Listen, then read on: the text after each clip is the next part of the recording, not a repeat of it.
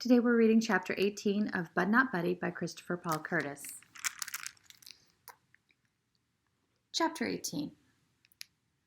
We got in 2 cars to drive for an hour and a half north of Grand Rapids. We were headed to a dinky town called Mecosta. I got to ride with the band while Mr. Jimmy and Herman E. Calloway and the instruments were riding in the Packard. Miss Thomas stayed back at Grand Calloway Station. I'd been living with Miss Thomas and the band for about 7 days, and this was already my 3rd trip on the road. The band was doing their next favorite thing to playing music. They were teasing each other and talking about Herman E. Calloway behind his back. The thug said to Dirty Deed, "I'd be offended, man, and I ain't trying to say that you ain't good on the 88s, but you know the only reason you got this gig is 'cause you're Dutch. You're white and you don't have the strongest personality in the world." Deed said, "Yeah, well, such is life. You think I'm going to give up the best gig in the state just 'cause you'd be offended? Take a look out the window, baby. There's a depression going on. How many folks you see living like us, Negro or white? Not many. That man may have his faults, but he's a struggler. I'm putting my hat in with him." Eddie looked at me and said, "But Mr. C has always got a white fella in the band for practical reasons, but we don't hold his skin color against him. He can't help he was born that way." Deed said, "You're just too kind, Edward." Eddie kept talking. "We do that 'cause the boy can play. Mr. C won't compromise on his music." I said, "Why does he always keep one white guy in the band?" Deed said, "It's the way of the world, Sleepy. It's against the law for a Negro to own any property out where the log cabin is, so Mr. C put it in my name." Eddie said, "That, and a lot of times we get gigs playing polkas and waltzes, and all these white folks wouldn't hire us if they knew we were a Negro band, so Deed goes out and sets up everything." "But what do they say when the Dusky Devastators show up?" Deed said, "Well, it's too late for them to say anything then. It's us or no music." Eddie said, "And Mr. C tells them if we aren't the best band they'd ever had, then they don't have to pay. We haven't been stiffed yet." With all the arguing and jokes about Mr. C, the trip seemed real short. We unloaded all of the instruments and waited for nighttime to come. I'd heard the band play and practice 1,000 times and still had to just about sit on my hands when they were finished so I wouldn't bust out clapping. We finished our set at a little place called the Laughing Jackass, and I got to sleep right on stage to guard the instruments. The next morning, I was packing everything into the cases when I got some real bad news. Herman E. Calloway told Mr. Jimmy, "I'm going to stay and catch up with Eugene. You head back with the boys." The man who owned the club, Mr. Eugene Miller, used to be in one of Mr. C's bands. Mr. Jimmy said, "Bud, take your time loading everything into the Packard, and you can ride back with Herman." Uh-oh. Me and Mr. C looked at each other like this wasn't a good idea. He said, "Whatever," and walked back to the club's office. Shucks, a whole hour and a half trapped in a car with him?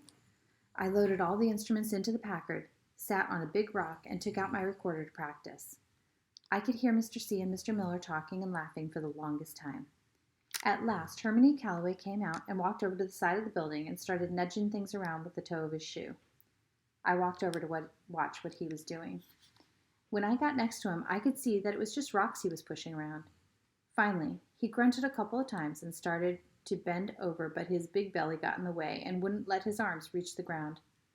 After a bunch more grunts, he said, "Make yourself useful, boy, and hand me this one." "This what, sir?" "This stone, this one." Right at the end of Mr. C's shiny brown shoe was a little roundish rock. I bent over to pick it up, blew some dirt off it, and turned it over a couple times in my hand to try and see why Mr. C thought it was so special. The only thing that I could tell was that he'd picked up a perfect throwing rock, the exact same kind of rock I'd use if I was about to chuck someone in the head. I dropped it into his hand. He didn't look at it or nothing, he just stuck it in his pocket, and I heard it bang up against some silver dollars. I kept my nose out of his business for as long as I could. Then I had to say, "Mr. C, wasn't that just a rock?" "Sure was." He started walking back to the Packard. I followed. There were a million ways to ask what I wanted to know, and I chose the worst one when I said, "What in Sam Hill are you going to do with a doggone rock?" It sounded a lot meaner than I wanted it to, but I was really surprised that Mr. C would want an old rock. He climbed in on one side of the Packard, and I climbed in on the other. After he stuck the key in the dashboard, he said, "Bad habit." Then he leaned over toward me and opened the glove box of the car. There weren't any gloves or maps or papers in the box, just a bunch of perfect throwing rocks. They all looked like they had writing on them. I reached in and took one of the rocks out. Written on the back of it was Idlewild M. 5236. I took another one and it said Preston Inn 6436. These were just like my rocks. I took one more and it said Chicago Ill 31932. I looked over to Mr. C and said, "I've got some of these, sir." He said, "Really? I've got some too." He looked at me, shifted his pipe away from the talking side of his mouth, and said, "Bud, I know you're not the sharpest knife in the drawer, and I hate to be the bearer of bad tidings, but those are found all over the world. In fact, they're about as common as rocks." I almost didn't answer him because, since I didn't want to look so stupid, I said, "Yes, sir, but mine have writing and numbers on them too." He said, We kept driving. Finally, I said to him, "You don't believe me? I'll show you." I dropped his 3 rocks back into the glove box and closed it, then climbed over the front seat to get at my sax case. I found it and set it on the back seat and unlocked it. As soon as I opened the top, that smell of old spit and crumbling up velvet and mildew came rushing out. It was still great. I lifted the little door that covered my rocks and took 2 of them out. I climbed back over the front seat, but kept the rocks covered in my hand. If he was going to see these, he was going to have to ask first. I crossed my arms across my chest and waited.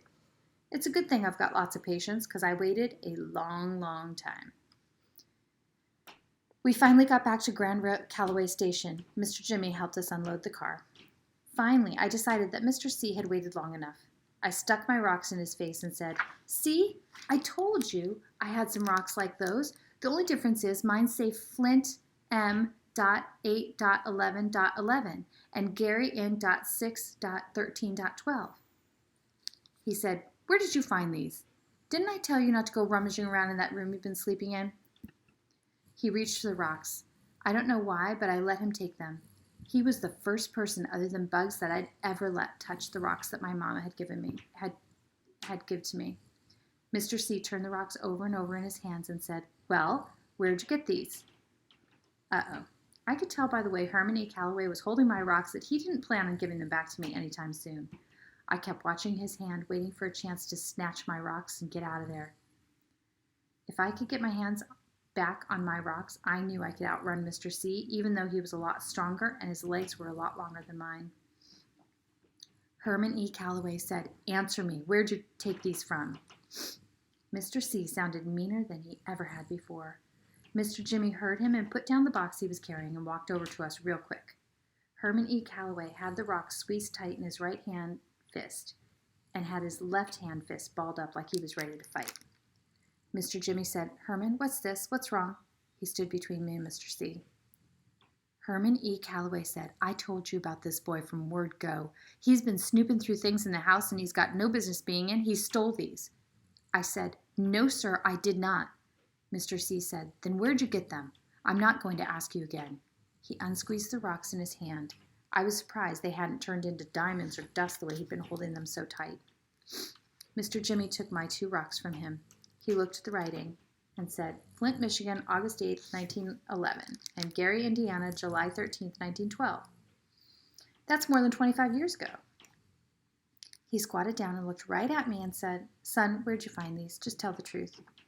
I kept one eye on Mr. C. He still looked like he was getting ready to jump funny on me. I said, "Mr. Jimmy, I didn't find them or steal them from nowhere. These have always been mine. I got them from my mama, and that's the swear for God truth. Now, could I please have my rocks back, sir?" I stuck my hand out. Both Mr. Jimmy and Herman E. Calloway said, "Your mama?" "Yes, sir." I kept my hand out. Mr. Jimmy said, "Bud, where'd your mother get these?" I said, "I don't know, sir. She's always had them." Mr. Jimmy and Herman E. Calloway were looking at me with that can't decide which hand to smack you with look when Mr. Jimmy said, "Bud, what did you say your mama's name was?" "No one ever asked me, sir." Herman E. Calloway was still hot. You throw a lot of sirs around, but you've still got a real strong, real smart mouth, disrespectful streak in you, boy. Now you answer the question or I screamed at him. Angela, sir. I was so mad that I hadn't meant to say sir, but it came out anyway. Her name is Angela Janet Caldwell. Mr. Jimmy said, Lord have mercy. Miss Herman E. Calloway's pipe dropped out of his mouth, and he stumbled and fumbled into Grand Calloway Station, feeling his way like he'd been struck blind. Then I knew. Herman E. Calloway was the best liar in the world. He'd been lying to me and everybody else all along. Now that there was some good proof against him, he was all shook up. I said to Mr. Jimmy, I knew it. I knew he was my father. Mr. Jimmy was still crouched down right in front of me. He said, But he's not your father. Yes, sir, he is. That's why he ran off like that. He got caught lying after all these years.